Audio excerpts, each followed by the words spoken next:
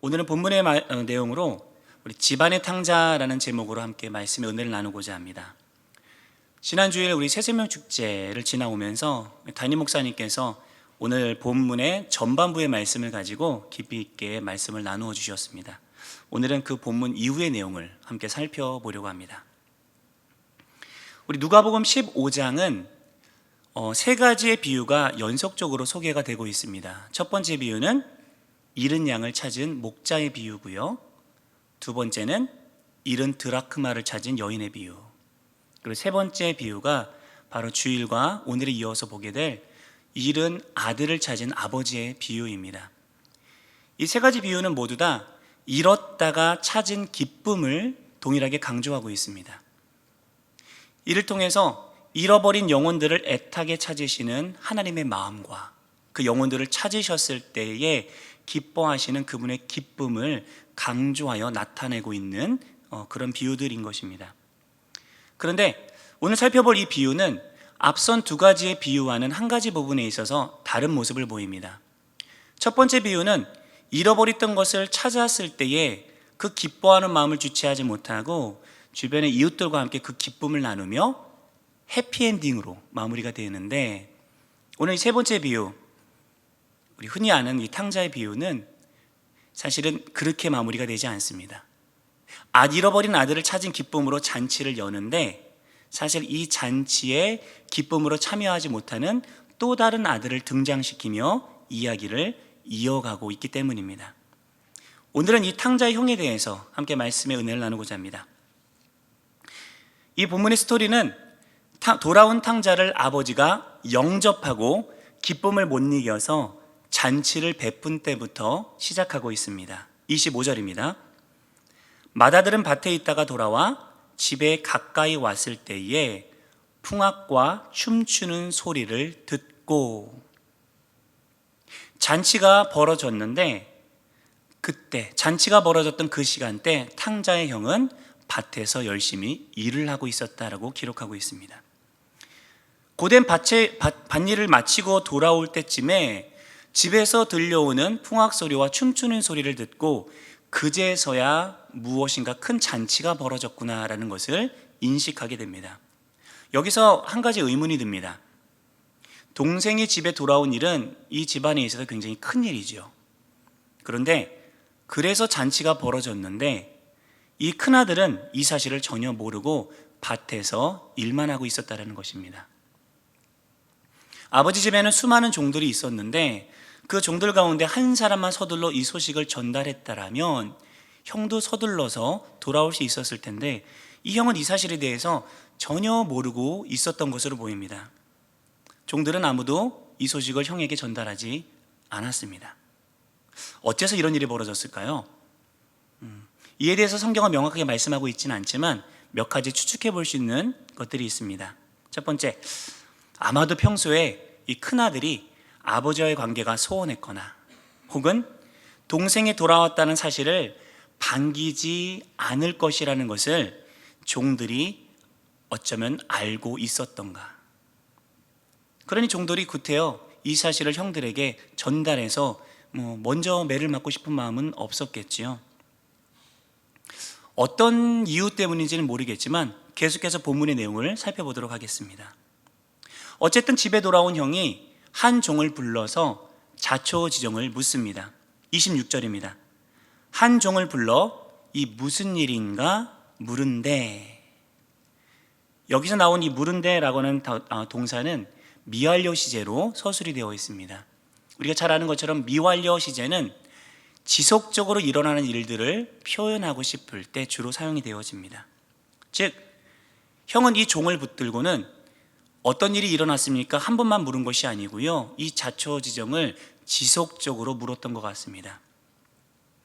이 단어의 의미를 살려서 의역해 보자면 이렇게 번역할 수 있을 겁니다. 형이 종 하나를 구석에 불러 무슨 일이 벌어지고 있는지를 지속적으로 캐물었다. 아마도 형은 종의 대답을 듣고 나서도 계속해서 이것이 무슨 일이 벌어지고 이제 도통 이해할 수가 없어서 본인의 상식으로는 이해할 수 없었기에 끊임없이 되묻고 또 캐물었던 모습을 오늘 본문은 드러내고 있는 것 같습니다. 그런데 사실은 정확하게 어떤 일들이 벌어지고 있는지, 왜 이런 일들이 일어났는지는 사실은 알 수 있는 가장 좋은 방법은 종을 붙들고 씨름하는 것이 아니라 아버지를 찾아가 단도직입적으로 묻는 것이 가장 쉽고 정확한 일이었을 겁니다. 아버지를 찾아가 묻는 것이 뭐가 그렇게 어려웠겠습니까? 아버지잖아요. 다른 사람도 아니고 직장 상사도 아니고 사장님도 아닌데요. 그 아버지를 찾아가 묻는 것이 뭐가 어렵다고 이렇게 종을 붙들고 자초지종을 캐묻고 있는 것일까요? 사실 이 상황을 보았을 때 우리가 알 수 있는 사실은 아버지와 형의 관계가 정말로 썩 좋지는 못했을 거라는 사실입니다. 터놓고 이런 이야기를 이야기할 만큼 그들의 관계가 밀접하지 않았던 것 같습니다. 어쩌면 소통하는 데 굉장히 많은 부담과 불편함을 안고 있던 관계였을지도 모르겠습니다. 한 집안에서 아버지와 아버지의 유업을 이을 장자로서 함께 살면서도 이 큰아들은 맡은 일, 즉 밭일에만 매진했던 것입니다. 정작 아버지와는 아들로서 누려야 할 친밀한 관계를 누리지 못하고 있었던 것이지요. 여기서부터 큰아들의 영적인 비극이 시작됩니다. 아버지와의 친밀하고 투명한 관계를 누리지 못하였기에 그의 마음은 비뚤어지고 아버지의 마음을 왜곡하여 이해하였습니다. 우리 계속해서 말씀을 살펴보도록 하겠습니다. 형이 자초지종을 종에게 종을 붙들고 캐묻자 종이 있는 그대로 대답합니다. 27절입니다. 대답하되 당신의 동생이 돌아왔으며 당신의 아버지가 건강한 그를 다시 맞아들이게 됨으로 인하여 살찐 송아지를 잡았나이다 하니. 종은 주인의 마음을 제대로 이해하고 있었던 것 같습니다. 그리고 있는 그대로 받아들였습니다. 사실 이 짧은 구절 속에서 종이 주인의 마음을 어떻게 이해하고 있었는지, 얼마나 정확하게 이해하고 있었는지가 여실히 드러납니다. 살찐 송아지를 잡아서 잔치를 열 정도로 작은 아들이 돌아왔다는 사실 그 하나만을 기뻐하고 있는 주인의 마음을 그대로 담아내고 있기 때문입니다. 사실 이 아들은 어떤 아들인가요? 아버지의 유산을 탕진하고 아버지의 마음 가운데 커다란 마음의 상처를 입히고 떠나갔던 아들이잖아요. 이 아들의 과거에 대한 아쉬움이나 혹은 그가 탕진해버린 그런 재산들에 대한 안타까움의 마음들, 이런 마음들은 전혀 담겨 있지 않습니다.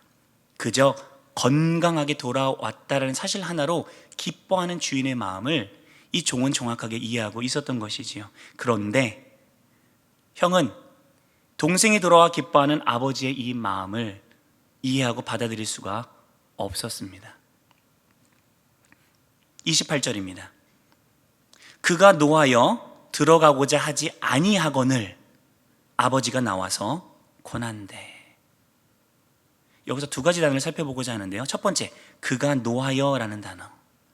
이 단어는 벌컥 화를 내었다는 뜻이죠. 근데 여기서 노하다라는 단어를 오르기조라고 하는 헬라어 단어를 사용했는데 이 단어는 오르게라고 하는 단어에서 유래한 단어입니다. 이 오르게는 열매 속에 즙이 꽉 차 오른 상태를 의미하는 단어거든요. 많고 많은 단어 가운데 이 단어를 차용해서 표현한 것을 보면은 아마도 이 큰아들의 분노가 마치 열매 속에 즙이 꽉꽉 차오르다가 더 이상 차오르지 못하고 펑 하고 터진 것 같은 모습을 연상해 주고 있기 때문입니다. 즉 이 큰아들의 분노는 어쩌다가 한번 폭발한 것이 아니라는 것이죠. 오랫동안 아버지와의 소원한 관계에서 쌓였던 그 분노가 지금 이 순간 폭발한 것이라고 볼 수 있습니다. 어쩌면 아버지에게 상처를 주고 떠나간 그 작은 아들을 잊지 못하고 매일같이 밖으로 나가 기다리며 하염없이 그 아들을 애타게 찾는 아버지의 모습을 보면서 쌓인 분노일 수도 있고요. 소통하지 못하고 소원해진 채로 그 사이에서 아버지와 자신 사이에서 조금씩 오랫동안 고여버리고 그릇된 오해로 인해 쌓여져 버린 감정 때문일 수도 있습니다. 그래서 그는 잔치 자리에 들어가기를 즐겨하지 않았던 것으로 보입니다. 그러자 이 상황을 안 아버지가 친히 나와서 아들을 설득합니다. 아버지가 아들을 설득할 때 사용한 단어는 권한대라고 하는 단어죠. 이 단어도 역시 미완료 시제를 사용하여 표현하고 있습니다. 즉, 아버지가 이 아들을 권하고 위로한 것은 한 번 얘기한 것이 아니고요. 그 아들이 마음을 돌이키기까지 포기하지 않고 끊임없이 계속해서 그 아들을 위로하고 권면했다는 뜻입니다. 큰 아들이 이 기쁨에 함께 참여하기를 원하는 그 아버지의 간절한 마음이 이 단어 속에 그대로 드러나 있는 것이죠. 그런데 이런 아버지의 마음을 받아들이지 않고 큰 아들은 매몰차게 반응합니다. 29절과 30절입니다. 아버지께서 대답하여 이르되 내가 여러 해 아버지를 섬겨 명을 어김이 없거늘 내게는 염소 새끼라도 주어 나와 내 벗으로 즐기게 하신 일이 없더니 아버지의 살림을 창녀들과 함께 삼켜버린 이 아들이 돌아오매 이를 위하여 살찐 송아지를 잡으셨나이다. 여기서 몇 가지 구절을 좀 주목해 보겠습니다. 첫 번째, 아들이 아버지를 향하여 말하는 첫 번째 내용입니다. 내가 여러 해 아버지를 섬겨. 여기서 섬기다라는 단어는 듈리오라고 하는 헬라어인데 주로 노예가 되어 종처럼 섬기다라는 뜻을 가지고 있습니다. 특별히 율법을 형식적으로 준수하는 것과 관련하였을 때 바로 이 섬기다라는 단어를 주로 사용하는 것을 성경에서는 찾아볼 수 있습니다. 즉, 큰아들은 아버지 밑에서 아버지의 유업을 이어받아 밭일을 하고 집안일을 돌보는데 그 동기가 아버지를 사랑하는 마음으로 이 일을 감당했던 것이 아니라 마치 노예가 종을 섬기는 것처럼 고용된 일꾼이 의무적으로 일을 하는 것처럼 섬겼다라는 것을 우리는 알 수 있습니다. 아들이 아버지를 섬기는데 아버지를 대하는 그 모습 속에서 노예가 일꾼이 고용일을 대하는 것 같은 모습으로 섬겼다라는 것이 이 아들에게 있어서 너무나 큰 비극이었던 것이죠. 두 번째, 이제 아들을 향하여 외치는 이 큰아들의 소리를 한번 들어보겠습니다. 창녀들과 함께 삼켜버렸다. 아버지의 유산과 받은 모든 재산들을 창녀들과 함께 삼켜버린 이라고 표현하죠. 근데 사실 이 표현은 그가 눈으로 보고 정보를 얻어서 팩트에 근거해서 발언한 것이 아니고요, 추측에 근거한 사실입니다. 어째서 이런 표현을 했는지 모르겠습니다. 왜 이렇게 추측을 했는지 모르겠습니다. 어떤 성경학자는 그렇게 말하더라고요. 본인의 마음 가운데 숨겨져 있던 그 그릇된 욕망이 드러난 거다. 내가 만약에 작은 아들이었다면, 나에게도 아버지의 유산이 있다면 나도 이렇게 허랑방탕하게 쓰고 싶은데 라고 하는 그릇된 그의 마음이, 욕망이 그의 마음 가운데에서 은연중에 드러난 표현이다라고 말하는 성경학자도 있더라고요. 하지만 분명한 것은 이 단어를 통하여서 그가 팩트가 아닌 자신의 추측을 가지고 동생을 몰아가는 이 모습을 통해서 알 수 있는 것은 동성에 대한 증오와 경멸이 그만큼 컸다라는 사실입니다. 그리고 연이어서 말합니다. 이 아들이 창녀와 함께 모든 것을 삼켜버린 이 아들이, 여기서 이 아들이란 단어는 사실은 여기서 한국어에서는 번역하지 않았지만 원어를 보면 아버지 당신의 그 아들이라는 뜻입니다. 아버지를 강조해서 이 말을 하고 있어요. 이 동생은 사실 자신의 동생이기도 합니다. 그런데 자신과의 관계는 모든 것들을 끊어버린 채 그저 당신이 그토록 자랑하는 이 아들이라면서 아버지를 향한 원망조차 드러내고 있는 것이죠. 자신의 동생으로 이를 여기지 않고 아버지의 방탕한 아들로만 치부하면서 동생에 대한 분노와 적대감을 아버지에게까지 전가하고 있는 것이죠. 큰아들의 이러한 말들을 통해서 그가 아버지와 동생을 어떻게 생각하고 있었는지를 우리는 알 수 있습니다. 그는 비록 아버지 집에서 거하며 겉으로 보기엔 성실하게 맡은 일을 감당하고 있었지만 그는 큰 분노를 속에 품고 형식적으로 아버지를 대하며 유산을 이어받을 날만을 기대하며 종처럼 일하였던 그러한 자였습니다. 이에 대해 아버지는 어떻게 반응을 합니까? 31절과 32절입니다.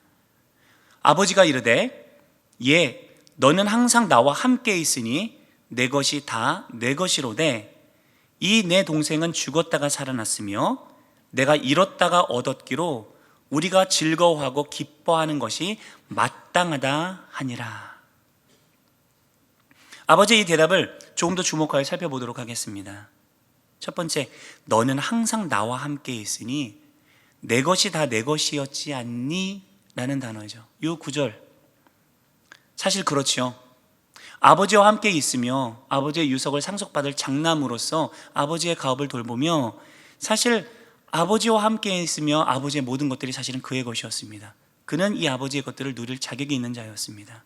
하지만 그는 이 아버지와 함께 지내며 집안에 있었으면서도 형식적인 관계만을 맺은 채 외형적으로만 아버지 아들로 지냈기에 정작 누려야 할 것들을 누리지 못하는 불행한 자였던 것이죠. 아버지의 모든 것이 자신의 것인데 이를 이해하지도 누리지도 못하는, 그리고 그 속에서 분노하는 모습은 차라리 안타까운 비극일 것입니다. 두 번째, 아버지가 이렇게 말합니다. 내 동생을 잃었다가 찾았으니 우리가 즐거워하고 기뻐하는 것이 마땅하지 않니? 큰아들은 아버지의 이런 마음을 이해하지 못했습니다. 헤아리지 못했습니다. 아버지에게 있어서 관심사는 작은 아들이 가지고 나가 탕진한 재산이나 아들로부터 배신당해 마음간에 입은 마음의 상처가 아니었습니다. 그저 작은 아들이 몸 건강히 돌아오기만을 간절히 바라고 있었고 그 아버지의 소원이 지금 성취가 되어졌습니다. 그렇다면 정말 아버지를 사랑하는 아들이라면, 한 집안에서 아버지와 동거동락하는 자라면 그런 아버지의 마음을 헤아리고 함께 기뻐했어야만 하는 것이죠. 하지만 큰아들은 그렇지 못했습니다.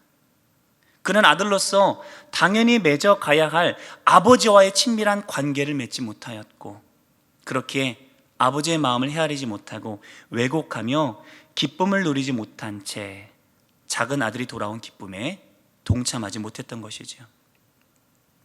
그래서 이 탕자의 비유에서 엄밀히 말해 탕자는 하나가 아니라 둘입니다.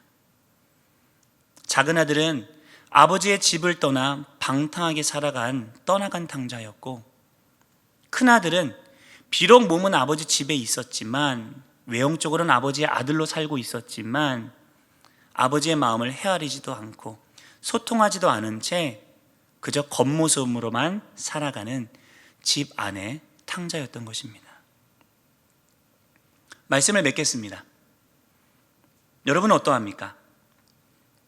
비록 우리는 교회 울타리 안에 있고 이 울타리를 벗어나지 않고 잘 예배생활, 신앙생활하고 계시죠.